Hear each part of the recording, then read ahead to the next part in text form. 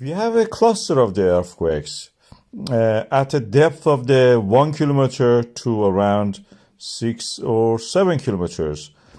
And when we look at the map of the concentration of these earthquakes, we see that they are concentrated in the Reykjanes Peninsula and specifically near the Hengill volcanic system. This cluster is at a depth, as I mentioned, of mostly around 5 kilometers. And the magnitude of them actually is very interesting. They're tiny. They can be related to a movement of the magma within that area. Of course, this is the volcanic system which is famous. In the past, it had erupted. And when we have one eruption, which is currently we have it in the Svartsengi, the pool of the earth crust creates activity in the adjacent volcanic systems. So Svartsengi, when it has eruption, next we'll have Brennisteinsfjöll, next we may have the Hengill or Brennisteinsfjöll, and then Hengill, and then goes toward the north. This is a spreading of the earth crust, lithosphere, as you can see, and through that extension, we have the mid-Atlantic ridge, which a microcontinent of the Iceland is actually sitting on the top of it.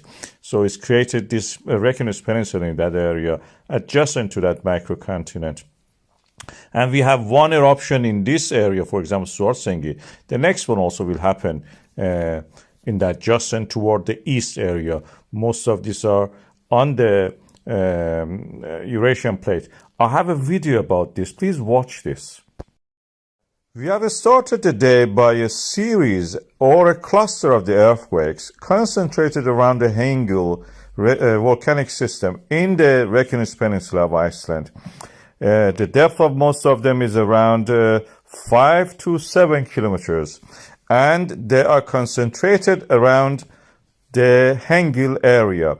This is the area marked for you now. You can see this. And they are concentrated also on the short period of time. Very sharp concentration you can see there. Almost like one of those cases that we had an eruption. It's interesting at this time also, we had 1 kilometer depth earthquake on the ground zero in the Grindavik. That's the area that we are expecting an eruption any moment. Related also to the another volcanic system called the Svartsengi volcanic system. These are from the movements of the plates and transferring of the movement through the transform fault. Those black arrows shows them through the volcanic system in this Reykjanes Peninsula of Iceland. I have a video about the Hengill volcanic system and the importance of it. You please watch this video and remember that this is the area tectonically active. We are seeing land being built.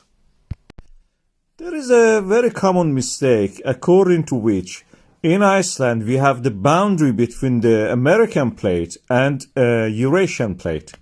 This is wrong. And why? Because we have another plate, a less known plate between these two. It's a microplate. It's called Hrapar microplate. This is where we have no earthquakes, no volcanism, yes, no volcanism, and no tremors of any kind that can actually threaten the life. Of course, this is in the central parts of the Iceland, where the western volcanic zone and the southern volcanic zone come in contact. The triple point of that is bounded what we call as Hengill volcanic system. This is a nasty volcanic system, one of the biggest of the sequence of the volcanic systems in the Reykjanes Peninsula. It had erupted last time in 2,000 years ago, and it has a large lava field. Because it's close to the glacials, it can be potentially explosive. At the moment, it is a source of the geysers, the geothermal fountains of hot springs, as you can see here. And they can erupt to a beautiful height, several hundred meters sometimes. This is because at the depth, the groundwater comes in contact with the rocks which are heated by the magma from the previous eruptions.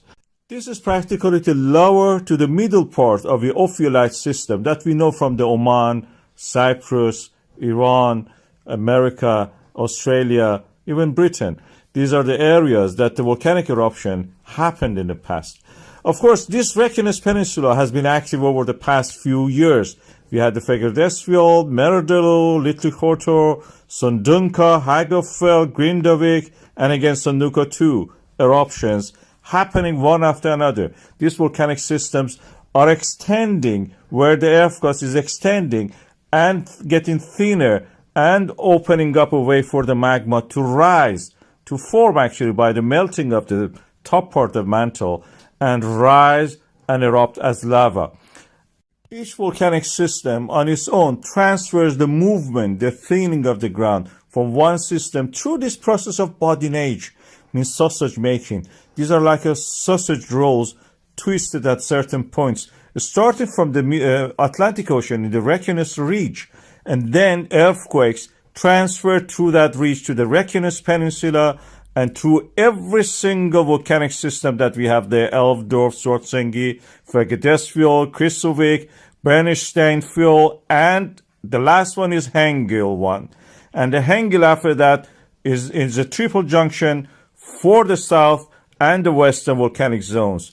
So transferring of the movements happens there. Hengill is the last in the chain. When the others have erupted, Hengill will be the last one to erupt. And when the others have the tremors and movement, Hengill will be the last one to receive the movement, to accommodate the movement. Otherwise, practically, they cannot move if they don't accommodate this movement. Hengill is always the last.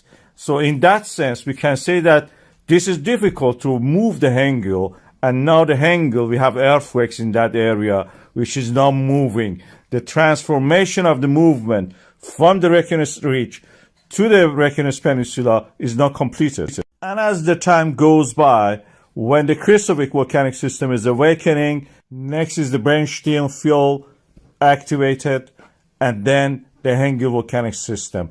One by one, they will erupt in the future over the next decades, probably.